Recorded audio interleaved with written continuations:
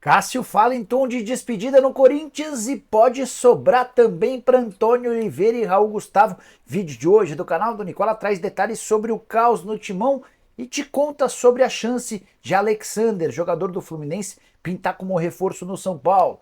Já no Palmeiras, a torcida teve um papel super importante no faturamento alto do time em 2023. Falo também sobre bastidores do julgamento de Gabigol. Tem Scarpa decisivo no Atlético, Cruzeiro tropeçando mais uma vez. A CPI da manipulação no futebol em ação, além das últimas no mercado, bastidores, finanças e muito mais.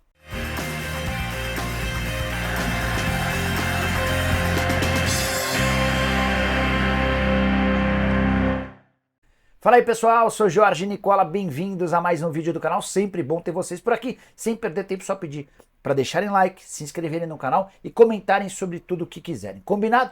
Quero contar também que todo esse conteúdo é um oferecimento de 1xBet, a mais antiga patrocinadora do canal do Nicola. Tô colocando na tela jogos dessa quarta e quinta dos brasileiros na Libertadores da América. Para mim o Botafogo vence o Universitário do Peru nessa quarta, o Flamengo com o time reserva perde por Bolívar na altitude e o Palmeiras fica no empate com o Independente Del Valle em Quito.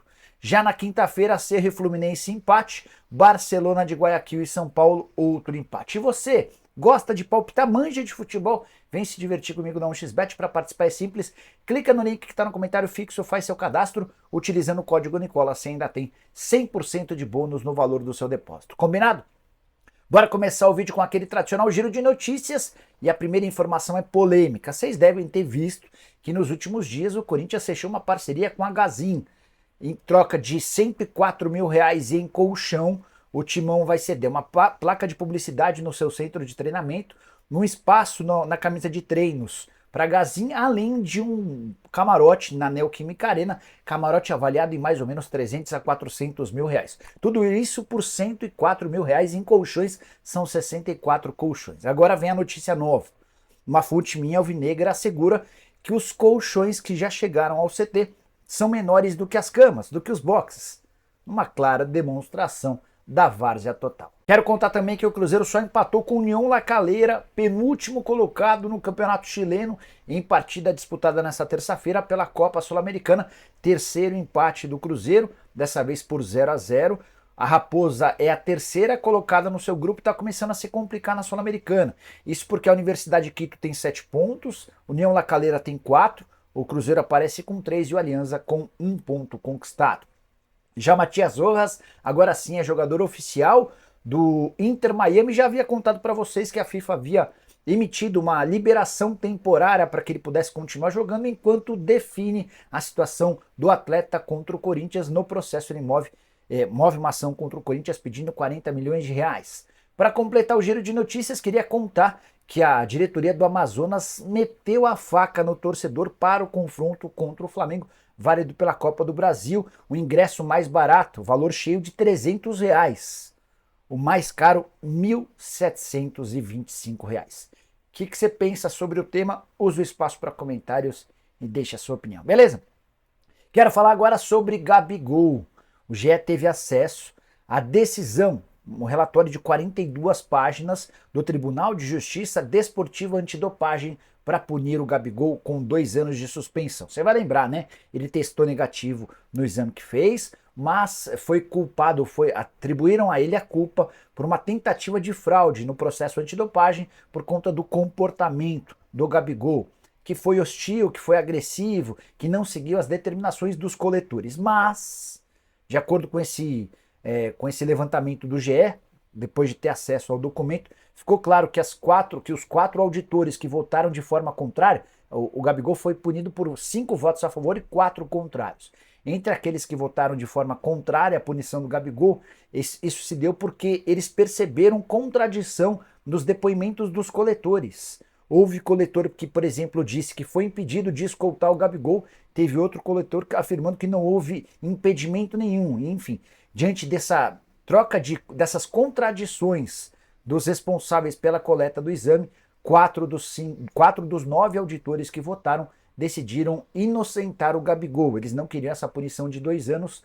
Vale a lembrança de que para a próxima semana é aguardada Talvez até nessa semana, nos próximos dias, vamos trabalhar assim, é aguardada uma resposta da Corte Arbitral do Esporte em relação ao pedido de efeito suspensivo. O Gabigol tenta poder voltar a jogar e treinar, enquanto a Corte Arbitral do Esporte, o CAS, não toma uma decisão definitiva. Quero falar agora sobre a CPI da manipulação de resultados aberta instaurada pelo Senado. Ela decidiu, depois de ouvir o John Textor, convocar Glauber do Amaral Cunha, árbitro do áudio citado pelo John Textor. Só para voltar um pouquinho no tempo, Textor havia afirmado que um árbitro de futebol havia sido gravado falando sobre um esquema de manipulação de resultados. Vou ler para você o que disse esse árbitro, que foi convidado a participar da CPI. O Glauber foi flagrado dizendo o seguinte, abre aspas, eu apitei, apitei, entendeu? Deixei de ganhar muito dinheiro também, mas o que eu podia fazer eu fiz. O cavalo passou selado e eu montei nele. Aos 16 minutos dei um pênalti para os caras, entendeu? Aquele pênalti 50%. Eu dei, pênalti de agarra a garra. Os caras bateram o pênalti na trave. E depois eu fiquei dando tudo para os caras. E a bola não quis entrar. Dei 8 minutos de acréscimo no segundo tempo. Ele conta também outro pedaço dessa gravação que não conseguiu dar mais pênaltis porque não existiram mais agarra-agarra dentro da área. Essa para mim é a primeira constatação desde que o Textor passou a fazer ameaças e denúncias. Esse para mim é o primeiro assunto mais grave, é o primeiro tema mais pesado, porque se de fato essa gravação for verídica, real, aí está muito claro que houve uma tentativa de um árbitro de manipular o resultado. O problema é que essa atuação do Glauber do Amaral Cunha aconteceu na Série C do Campeonato Brasileiro. Nada que corresponde àquilo que o Textor afirmou de uma manipulação de um esquema para que o Palmeiras se sagrasse campeão brasileiro. Importante contar também que a CPI já convocou Rafael Claus e Daiane Muniz para serem ouvidos, tudo porque constatou-se que eles foram escalados 11 vezes na Série A do Brasileiro de 2023, como se isso fosse um enorme problema. Se há uma relação de bom trabalho entre o árbitro em campo e a árbitra de vídeo, qual o problema deles trabalharem juntos? Enfim. E aí, só para completar essa celeuma, essa bagunça que se transformou o futebol brasileiro, a ANAF, a Associação Nacional dos Árbitros de Futebol, havia sugerido a paralisação do Campeonato Brasileiro.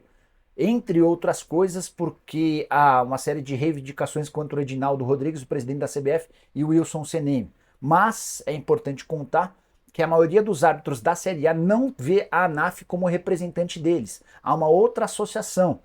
E o pessoal da ANAF está querendo pegar carona nessa história e ganhar um pouquinho de publicidade. Enfim, uma confusão danada. O futebol brasileiro vai de mal a pior.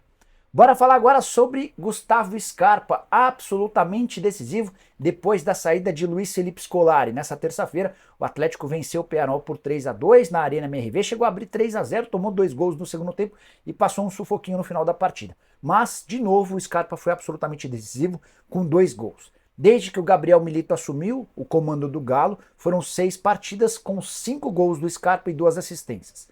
A contradição vem agora. Com o técnico anterior, Luiz Felipe Scolari, foram 11 partidas do Scarpa, nenhum gol e nenhuma assistência. Nicola, o que acontece?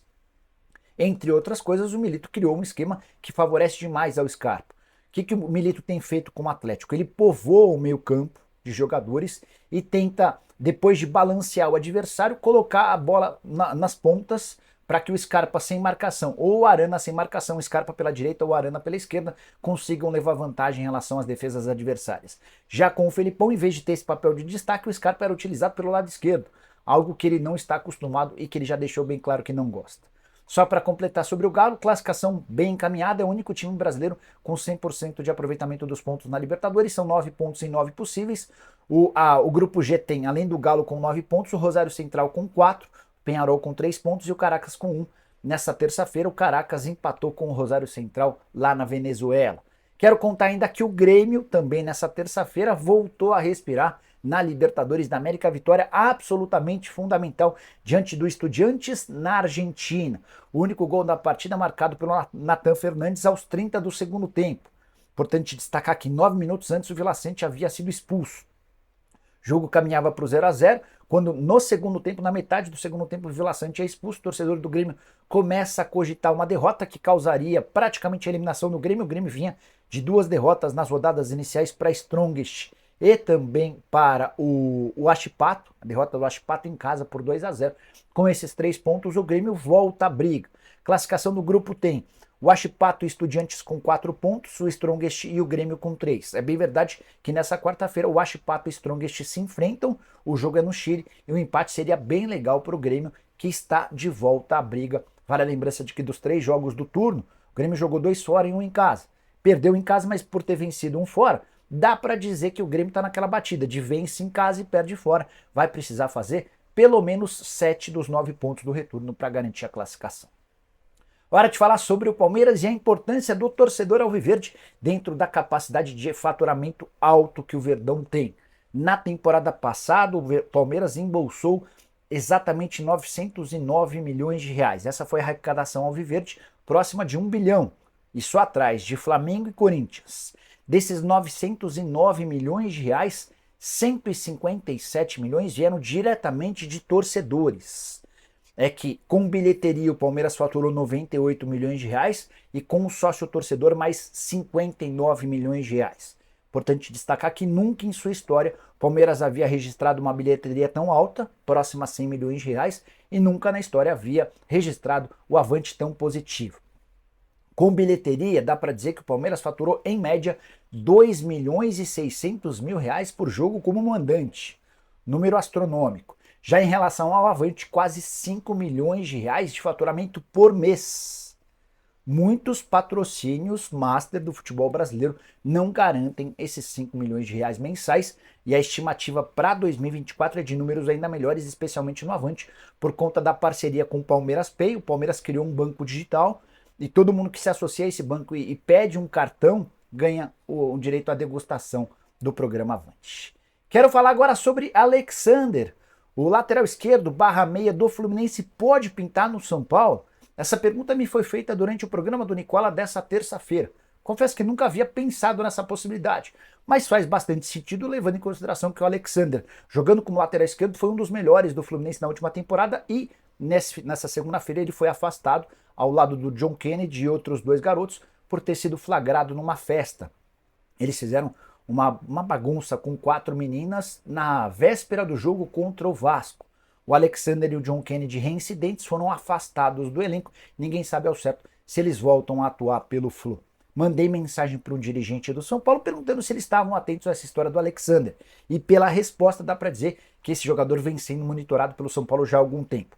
Atleta de 20 anos de idade, que segundo esse dirigente do São Paulo custa hoje 8 milhões de euros. Essa é a pedida do Fluminense. Ainda perguntei, mas será que agora, afastado, não haveria possibilidade de uma negociação facilitada? E a pessoa disse que não há nenhuma chance, que o Fluminense não tem a intenção de negociar o atleta, apesar do erro grave cometido.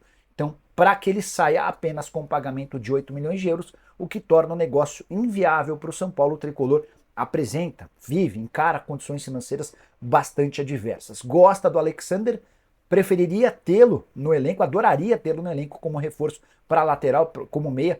Dentro do São Paulo, a avaliação de que ele é um dos principais fenômenos do futebol brasileiro hoje, jogador que disputou 7 partidas pelo pré-olímpico em janeiro e que vai deixando essa situação inusitada no Fluminense, mas não se pintará como reforço do São Paulo. O tricolor segue insistindo na contratação do Alexandro, lateral que pertence à Juventus e fica somente até junho na Itália. Bora fechar o vídeo para te explicar a confusão generalizada em que se instalou o Corinthians. Timão perdeu na noite dessa terça-feira para os reservas do Argentino Júnior na Argentina, derrota por 1-0. O gol aconteceu logo no começo da partida, com mais uma falha do Cássio, que sinalizou com a possibilidade de deixar o Timão. Daqui a pouco eu falo sobre o Cássio. Antes, lembrar que durante a partida, expulsão grotesca do Raul Gustavo, que deu um empurrão e depois uma cotovelada na cara do Bandeira. Expulsão daquelas que a gente não está acostumado a ver e que demonstra um total descontrole do Raul Gustavo, que era zagueiro do Bahia, não servia para o Bahia, foi devolvido ao Corinthians e reaparece como titular no time, mais uma das várias opções estapafúrdias do técnico Antônio Oliveira, que está balançando muito.